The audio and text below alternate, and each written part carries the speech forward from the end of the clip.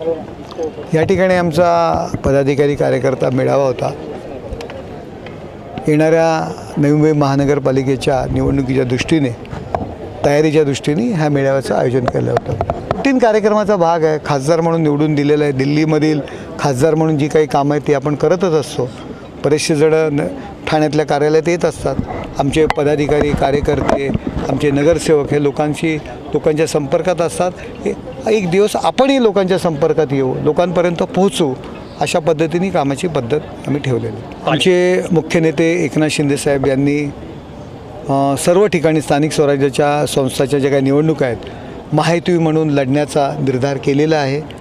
त्यातूनही जर काय आदेश असेल किंवा त्यातूनही काही वेगळे काय होत असेल तर दोन्ही पद्धतीने आम्ही निवडणुकीला तयार आहोत। आमचं पहिलं प्राधान्य आणि अजून निवडणुका जाहीर व्हायच्या बऱ्याच गोष्टी आहेत आणि आत्ता सध्या पक्षवाढीच्या दृष्टीने प्रत्येकजण बोलतच असतो की आपण आपली निवडणूक आपण वेगळे लढू, परंतु शेवटी नेते असतात, नेत्यांनी निर्णय घ्यायचा असतो।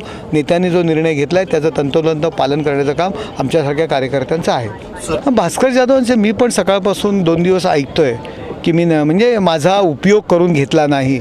ज्या पद्धतीत उपयोग करून घ्यायला पाहिजे होता त्या पद्धतीत उपयोग करून घेतला नाही। कार्यकर्ते आमदारांना वेळ नाही यांच्याकडे, यांना राहुल गांधी आणि केजरीवाल यांना भेटण्याकरता वेळ आहे, त्यांचं दुःख सावरण्याकरता यांना वेळ आहे। त्यामुळे त्यांना घरघर ती लागलेली आहे।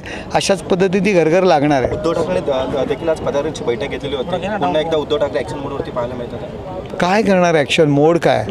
अहो यांनी शिवसेनेचा मोडच बदलला, यांनी मार्गच बदलला। यांनी हिंदुत्वाचा मार्ग सोडून सोनिया गांधींची गुलामगिरी यांनी पत्करलेली आहे। त्यामुळे शिवसैनिक नेता कधी राहील, लोकप्रतिनिधी कधी तुमच्याबरोबर राहील जर त्याच्याखालची कार्यकर्ता शिवसैनिक राहिला तर, मतदार राहिला तर। मतदारांच्या लक्षात आलं आहे की यांनी काँग्रेसशी बांधिलकी आहे, हे काँग्रेसशी युती केलेली आहे।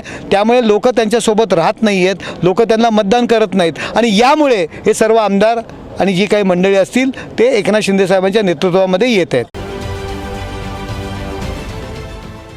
देश विदेशातील प्रत्येक घडामोडींचे लाईव्ह अपडेट मिळवण्यासाठी आता साम टीव्हीच्या सर्व सोशल मीडिया प्लॅटफॉर्मला लाईक, फॉलो आणि सबस्क्राईब करा। तसंच सर्व नोटिफिकेशनसाठी बेल आयकॉन प्रेस करायला विसरू नका।